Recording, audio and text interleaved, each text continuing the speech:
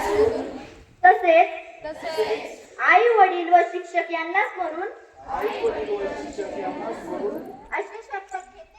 अशी शपथ घेते की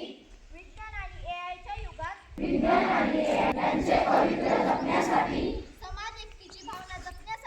समाज एकतेची भावना जपण्यासाठी भारतीय संविधानातील